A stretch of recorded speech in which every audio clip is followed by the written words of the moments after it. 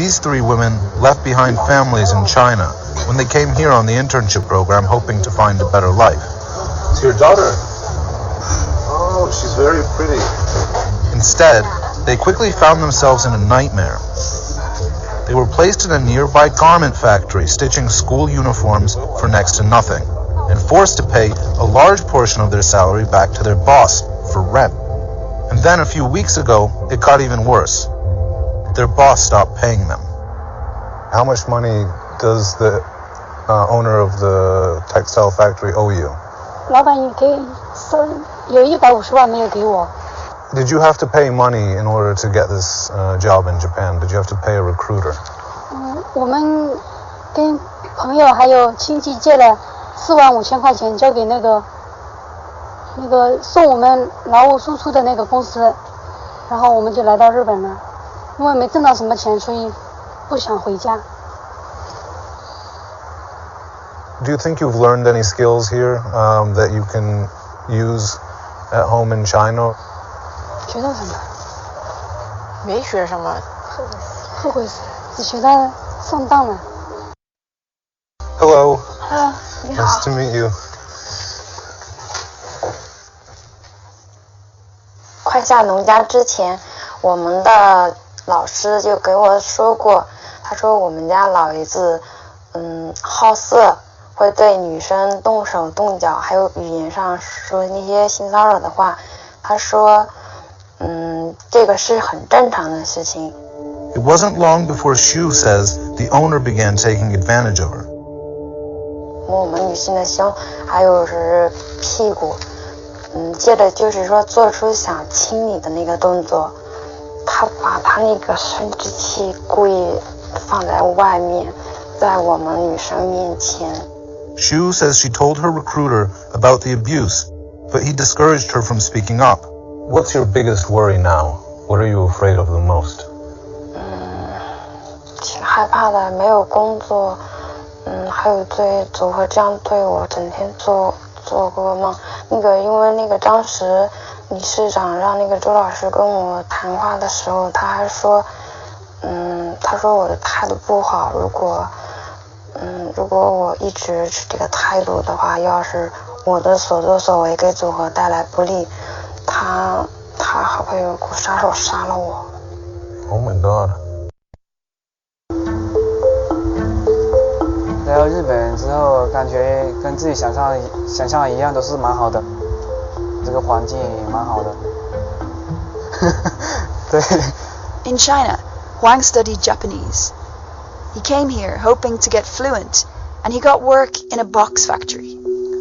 我跟他打招呼，他不跟我打招呼，然后这样子跟上司也是，他也不怎么教我嘛，他就是感觉跟他说日语，他说他听不明白，然后就。但是被那个机器给卷进去了，又让我回国，不给我治疗，还逼我签一个协议，当时我没有签嘛，然后让我回国。He's trying to get compensation, but the factory owner is claiming bankruptcy. And if that succeeds, it'll be as if Wang and his accident never happened.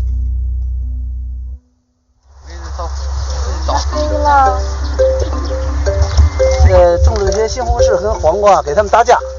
Zheng Kai manages the shelter where Wang and Zhang are staying. 大家待在那儿不也是没有事情做吗？所以这也是通过这个是一个交流沟通和也算一个活动吧。现在不能动，一动他妈死了是不是？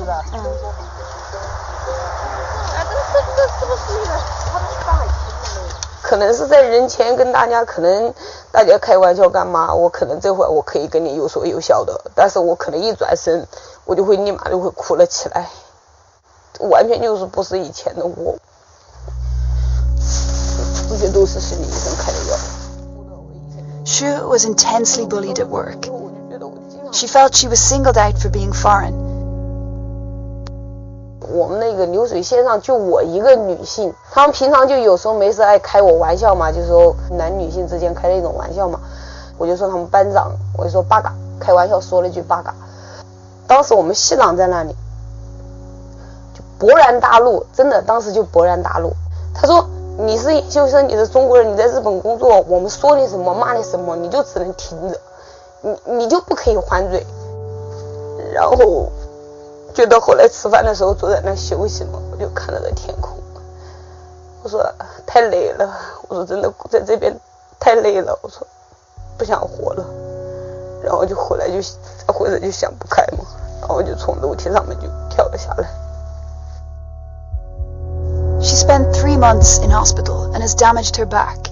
She may not be able to work again. Now she's fighting to have the incident recognized as a workplace injury. 不到日本来工作，我怎么会发生这些事情？你平常中你工作不是说对我太过于挑剔的话，我不至于说我想不开。She worked in a small company making clothes, where she claims she was exploited. 工资呢，这些东西全是作假，全做了假账。She showed me notes she says she took for a year, documenting the hours that she worked. She says she wasn't paid for any of her overtime, and claims that she's owed nearly $50,000. 拼命的干活的时候，当时累的腿肿、腰痛、头痛，我夜里都哭。我当时也不敢跟老板说了一房子来说你生病了，或者想方法把你送走。We spoke to 2 other people, also from China, who made similar allegations about the working practices at this company. That's something Lin Wei-hong says he knows all about. He too came from China on a scheme to learn specialist welding. Instead, he was sent here, to the outskirts of Tokyo, to scoop up scrap metal for export. He says the company underpaid him, provided accommodation with no running water, and then broke its contract by summarily sacking him earlier this year. I spent so much money to come to Japan. When I discovered that the kind of work I will be doing as a trainee was recycling and not welding, I was shocked. But if I'd complained to the company, I would have been fired and left to face my debts back home. Lin's former employer, Taiwa, declined our request for a statement because the matter is before the courts. He's suing for compensation. As is the family of this man. Zhang Xiaodong was working at an aluminium plating factory when he died from heart failure in June last year. He was just 31, with no history of heart disease.